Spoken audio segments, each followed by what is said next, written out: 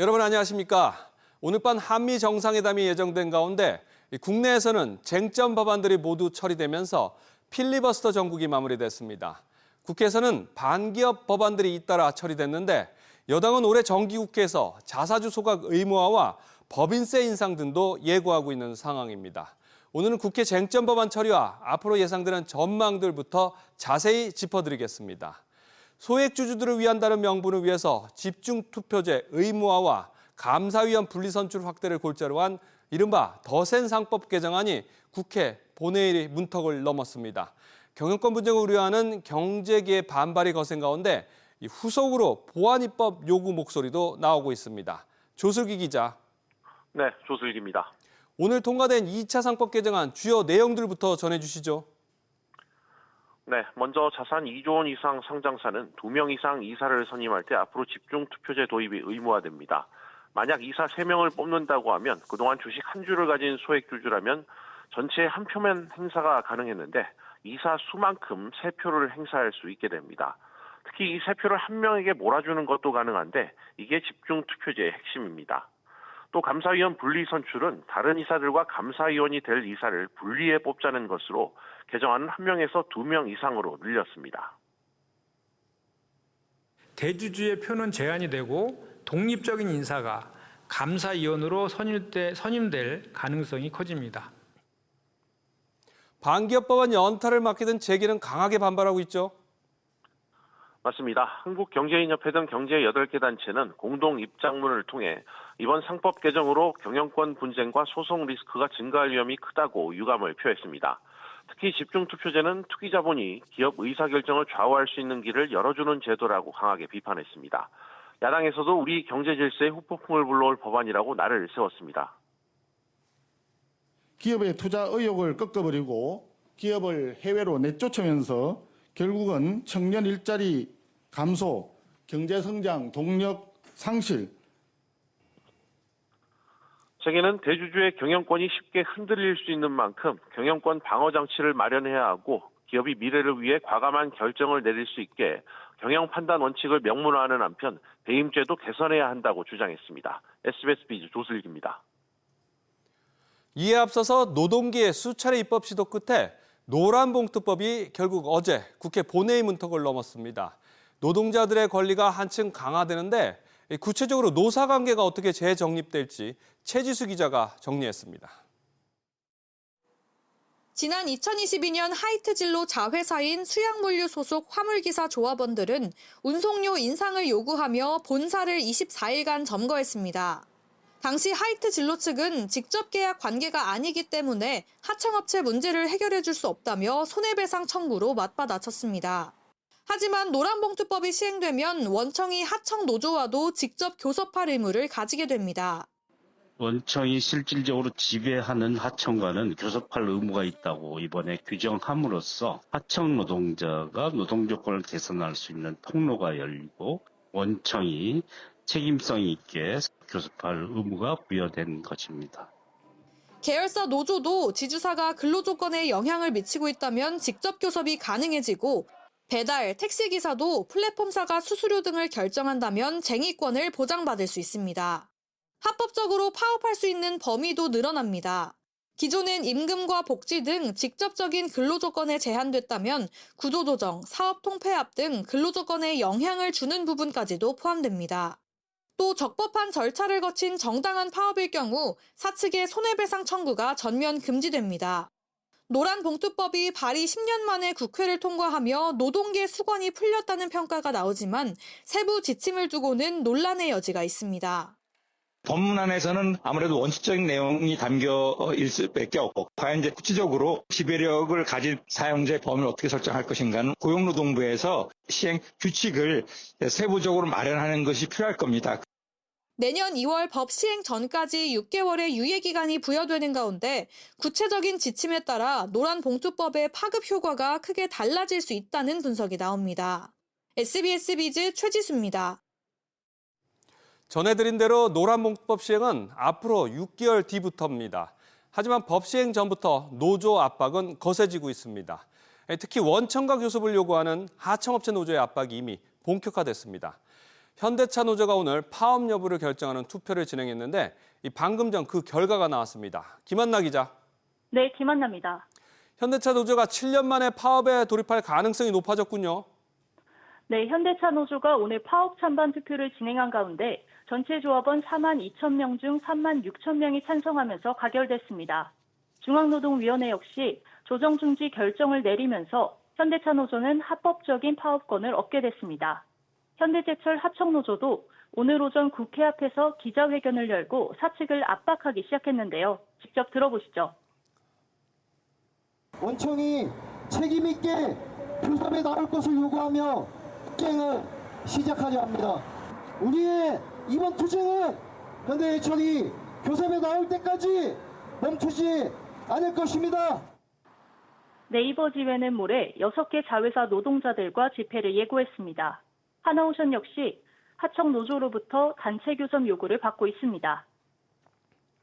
고대역풍 메모리로 실적 고공행진을 보이고 있는 SK하이닉스도 노조 달래기에 분주한 모습이죠. 네, 그렇습니다. 성과급 기준을 두고 내홍을 겪고 있는 SK하이닉스 노사는 내일과 모레 이틀간 추가 교섭을 진행합니다.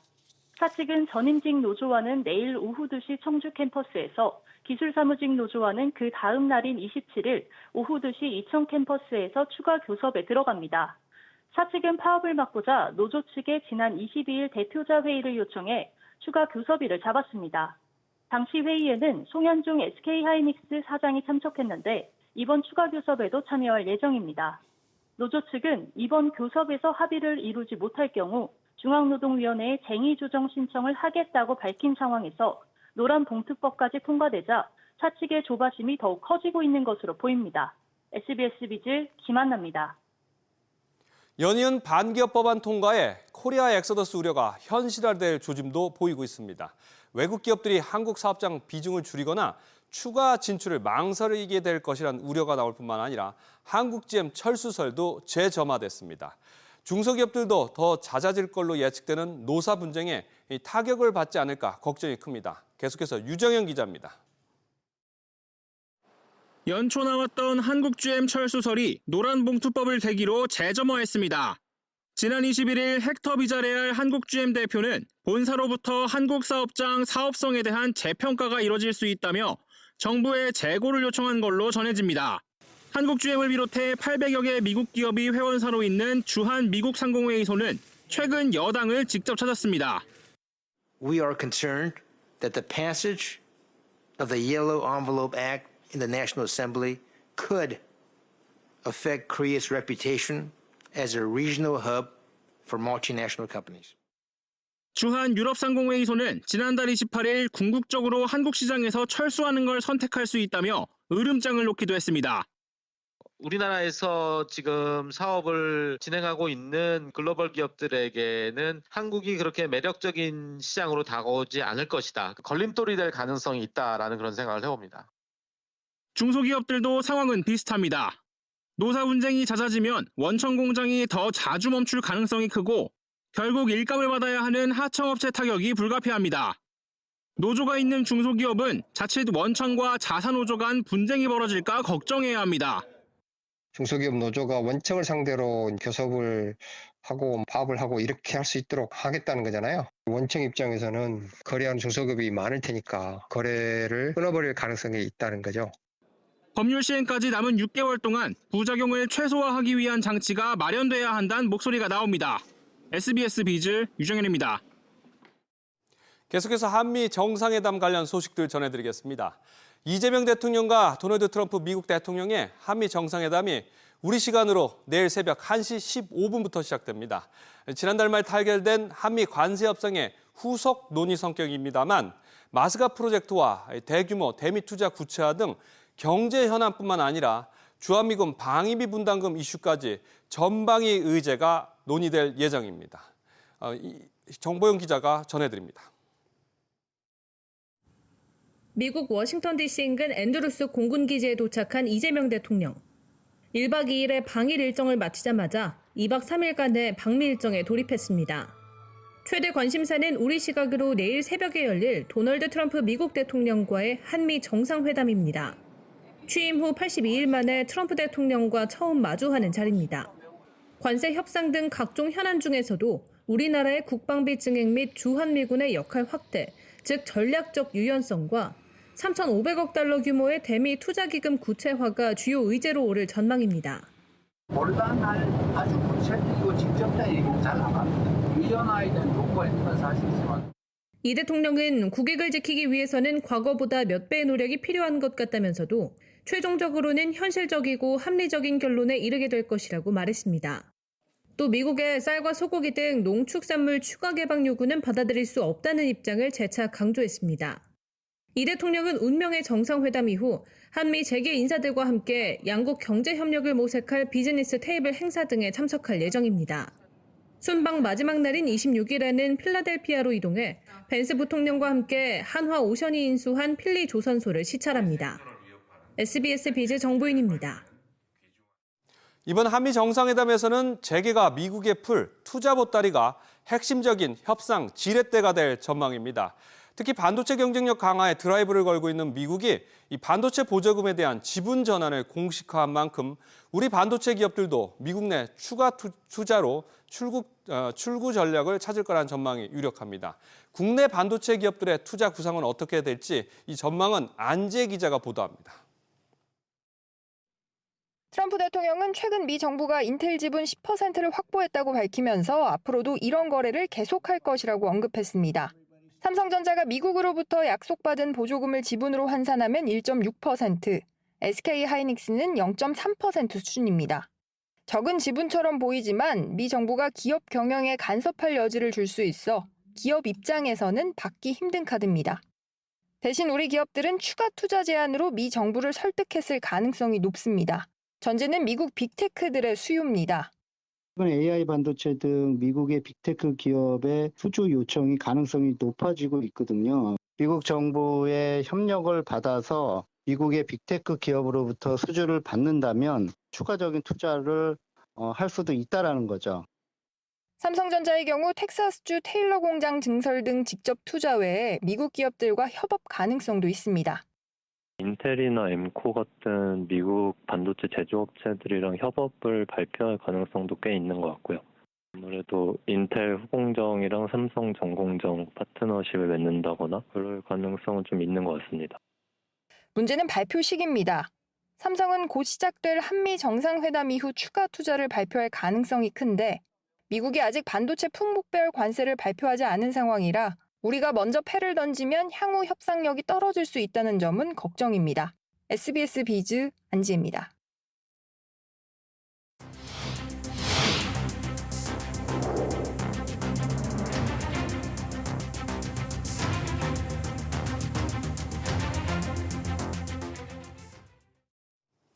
(65세) 이상 전체 연금수급자의 월 평균 연금액이 70만 원에 근접한 것으로 나타났습니다.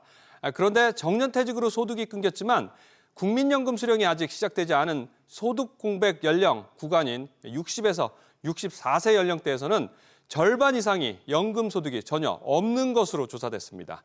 취재기자 연결해 보겠습니다. 오수영 기자, 우선 65세 이상 고령자들의 평균 연금 수령액 얼마나 되나요? 2023년 기준 65세 이상 연금 수급자의 월 평균 연금 수급액은 69만 5천 원으로 1년 전보다 6.9% 증가했습니다. 2023년 기준 1인 가구 최저 생계비인 월 124만 7천 원의 절반을 겨우 넘는 수준인데요. 수급률은 2016년 이후 꾸준히 증가해서 90.9%로 집계됐습니다. 기초연금 수급자가 646만 명을 넘어 가장 많았고 국민연금 수급자는 476만 명으로 월 평균 수급액은 각각 29만 2천 원과 45만 2천 원이었습니다. 청장년층 15세에서 59세까지의 연금 가입률은 81%로 1년 전보다 0.8%포인트 상승했고 월 평균 보험료는 34만 4천 원이었습니다. 네, 그런데 60세 정년퇴직 뒤에 65세 국민연금 수령을 시작하기 전까지 이 소득 공백 연령대에서는 절반 넘게 연금 소득이 없었다고요? 네, 2023년 연금을 1개 이상 수급한 60에서 64세 사이의 인구는 177만 3천 명으로 수급률은 42.7%에 그쳤습니다. 월 평균 연금 수급액은 100만 4천 원이었습니다. 이 연령대는 정년 퇴직으로 근로소득이 끊겼지만 국민연금 수령이 아직 시작되지 않아 이른바 소득 공백이 발생할 위험이 높은데요. 즉 소득 공백 구간에 있는 인구의 절반 이상은 연금 소득이 전혀 없는 셈입니다. 국민연금과 노령연금 수급이 시작되는 63세를 기준으로 나눠서 보면 60에서 62세의 수급률은 24.8%, 63에서 64세 사이는 69.9%로 차이가 컸습니다. SBS 비즈 오수영입니다. 새 정부가 확장재정 기조 전환을 선언하고 추가로 국채 발행까지 시사하고 있습니다. 그런데 금융위원회가 이미 책정된 예산도 제대로 사용 못하고 국민 혈세만 축내고 있어서 도마 위에 올랐습니다. 수강생이 거의 없는 핀테크 온라인 강좌에 수억 원의 돈을 쓰는가 하면 청년 도약 계좌는 있는 예산도 다 못 쓰면서 수천억 원을 더 배정했습니다. 정동진 기자, 이 핀테크 온라인 강좌 어떻게 된 일입니까? 금융위가 2억 원을 들여 핀테크 교육과정을 만들었지만 실제 수강생은 거의 없었습니다. 지난해 23개의 강좌가 총 77회 개설됐는데 수료 인원은 183명으로 1회당 2.4명에 그쳤습니다. 온라인 강좌인 만큼 많은 인원이 수료해야 투입 예산 대비 효율성도 높아지는데요. 저조한 실적에 인당 109만 원의 세금이 들어가며 비효율을 초래했습니다. 게다가 개설 횟수 1회당 2명도 안 드는 강좌가 11개였고 그중에는 평균 0.7명에 불과한 강좌도 있었습니다. 국회 정무위원회 수석전문위원은 피내주는 핀테크 인력을 양성하기 위한 효율적인 수단이라면서도 이것이 효율적으로 운영될 수 있도록 관련 예산을 적정하게 확보해야 한다고 지적했습니다. 그런가 하면 해지율이 높아지고 있는 청년 도약 계좌는 있는 예산도 다 못 쓰고 있다고요? 네, 금융위는 지난 2023년 청년도약계좌 기여금 지원 항목에 3,440억 원의 예산을 집행했는데요. 이 중 단 432억 원만이 실제로 쓰이면서 남은 3,008억 원을 다음 해 같은 항목으로 유보했습니다. 그런데 2024년 금융위는 같은 항목에 3,030억 원의 출연금을 추가로 교부했는데요. 총 6,038억 원을 쌓아두고 정작 실집행액은 전년도에 유보된 금액보다 못한 2,843억 원이었습니다.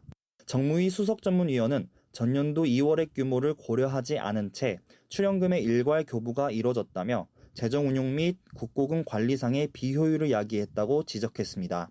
SBS 비즈 정동진입니다. 코스피가 제롬 파월 미국 연방준비제도 의장의 이 비둘기파 발언이 불러온 훈풍 속에 엿새 만에 3,200선을 회복했습니다. 한미 정상회담과 상법 개정안에 대한 시장 반응 등을 관망하는 심리가 강한 가운데 수혜 업종 등을 중심으로 저가 매수세가 유입되는 양상을 보였습니다. 증시뿐만이 아닙니다. 이 가상자산 가격 역시 크게 요동치고 있습니다. 특히 알트코인 대장주인 이더리움이 사상 처음으로 한 개당 4,900달러를 돌파했습니다. 비트코인이 아니라 이더리움이 유독 크게 오르는 이유가 뭔지 이정민 기자가 짚어봤습니다. 가상자산 시총 2위 이더리움이 신고가를 썼습니다. 새벽 4시쯤 글로벌 가상자산 플랫폼 코인마켓캡에서 4,950달러에 거래되며 사상 처음으로 4,900달러 선을 돌파했습니다. 지난 2021년 11월 4,891달러를 기록한 이후 최고치입니다.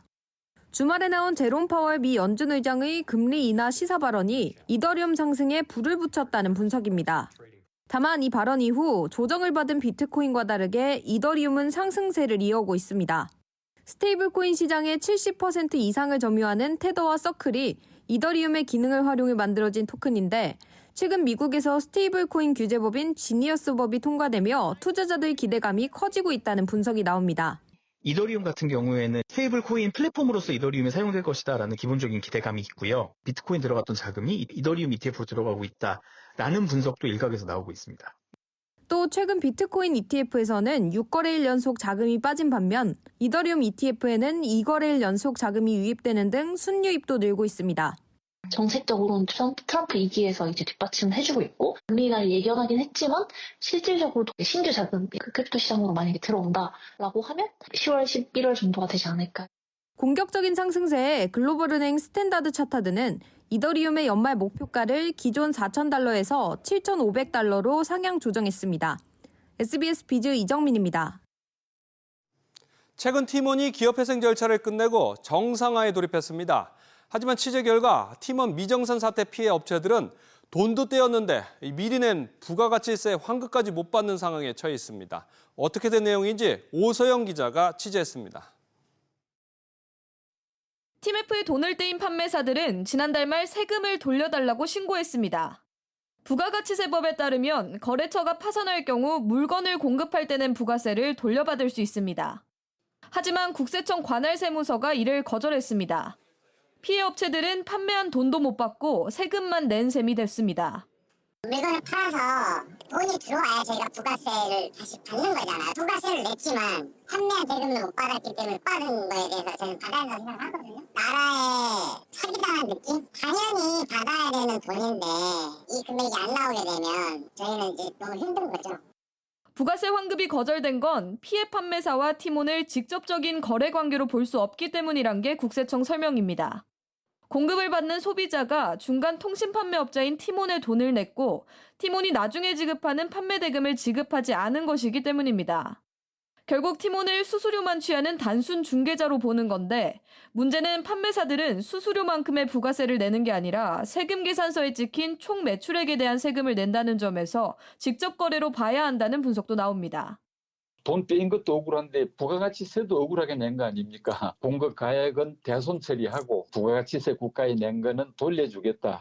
이런 뜻에서 대손세액 공제가 있는 겁니다. 당연히 대손세액 공제 10%를 받아야 될 걸로 생각합니다. 초유의 미정산 사태에 일선 세무서 현장에서도 혼란이 빚어지고 있습니다. 국세청은 어떻게 조치할지 검토 중이란 입장입니다. SBS 비즈 오서영입니다. 비망약 시장에서 위고비의 대항마로 꼽히는 이 마운자로가 국내에 풀린 지 닷새 만에 벌써 재고가 바닥을 보일 정도로 인기가 높습니다. 위고비가 독식하던 국내 비만약 시장에서 가격 경쟁이 붙으면서 비만약의 대중화도 성큼 다가오고 있습니다. 정강윤 기자가 취재했습니다. 약국 수십 개가 늘어선 거리. 이곳에서도 마운자로를 구하기 쉽지 않습니다. 지금은 마운자로 처방이 위고비보다 한 2배 정도 많은 것 같습니다. 2.5mm는 약국거리에 지금 없다고 보시면 돼요. 2.5mg은 투약을 시작할 때 쓰는 가장 약한 용량인데 병원도 대부분 동났고 있는 곳은 더 비싼 값을 부릅니다. 1단계는 전국적으로 지금 품절이라서 2단계만 있어요. 다들 이제 많이 찾으시다 보니까 재고가 금방 빠졌네요. 1.5는 30만 원이고 공급이 약국으로는 많이 안 된다고 해서요. 저희 주변에 있는 약국에는 없는 걸로 알고 있어요. 마운자로 출시 직전 공급가를 내린 위고비에 대한 관심도 더 커진 분위기입니다. 위고비는 지난해 10월 출시된 뒤 8개월 만에 40만 건의 처방 기록을 세우며 현재 국내 비만약 시장의 80%를 독식하고 있습니다. 한때 50만 원에서 80만 원까지 치솟았던 판매 가격도 절반 수준까지 내려왔습니다. 위고비 독주 체제에 마운자로가 가세한 가운데 국산 비만약으로는 한미약품이 내년 하반기 출시를 예고했습니다. 가격 경쟁에 따라 소비자 접근성이 높아지면서 올 2분기 1,600억 원대 규모인 국내 비만약 시장은 더 급성장할 전망입니다. SBS 비즈 정광윤입니다. 우리나라 음악과 드라마 같은 문화 콘텐츠가 세계적인 인기를 얻고 있는 가운데 한동안 우리와의 교류가 지지부진했던 중국에서도 한류 기대감이 불고 있습니다. 한중 기업을 연결하는 엑스포가 중국 현지에서 열리면서 양국의 문화 협업이 확대될지 주목됩니다. 정대한 기자의 보도입니다. 대표적인 K-애니메이션 뽀로로의 제작사인 오콘. 새침한 핑크 토끼를 이미지화한 새로운 캐릭터 버니 공주를 중국에서 공개하며 현지 기업과 손을 잡았습니다. IP 라이선싱 사업의 마스터 계약을 진행을 한 거고요. MD에 대한 거나 콘텐츠에 대한 사업이 같이 좀 이뤄질 예정입니다. 我们相信以我们跟 Ocon 之间的优势和能力的互补的话，我们能做出一个很好的项目来。 문화체육관광부와 한국콘텐츠진흥원이 중국 심천에서 4일간 개최한 K-콘텐츠 엑스포에는 하이브와 카카오 등 우리 기업 30곳과 알리바바 픽처스 등 90여 개의 중국 기업이 참여했습니다. 한중 기업 간 교류를 통해 8건의 수출 계약이 체결되는 등 우리 기업들의 중국 판로를 확대하는 기회의 장이 마련됐습니다. 중국 회사들과 같이 합작도 하고 그리고 또 협력도 해서 중국 시장에서 성공하고 동시에 또 함께 글로벌로 나갈 수 있는 그런 기회를 가질 수 있다. 因为其实我们不一定很方便能常常去韩国去找到更多的合作公司，那能在中国有这样比较快速便捷的一个平台和一个会议是非常的不错的。 K-드라마 OST 공연을 비롯해 중국 관람객들과의 교류회장도 마련됐습니다. 한국과 중국은 오랜 기간 문화적으로나 기술적으로나 여러 다양한 교류 협력을 지속해 왔고요. 이번 행사를 계기로 양국이 문화 콘텐츠 분야, 문화 산업 분야의 협력을 강화했으면 좋겠다. 한국콘텐츠진흥원은 중국에 이어 다음 달 튀르키예와 11월 폴란드에서도 엑스포를 열며 K 콘텐츠 시장 확대에 나설 계획입니다. SBS 비즈 정대한입니다.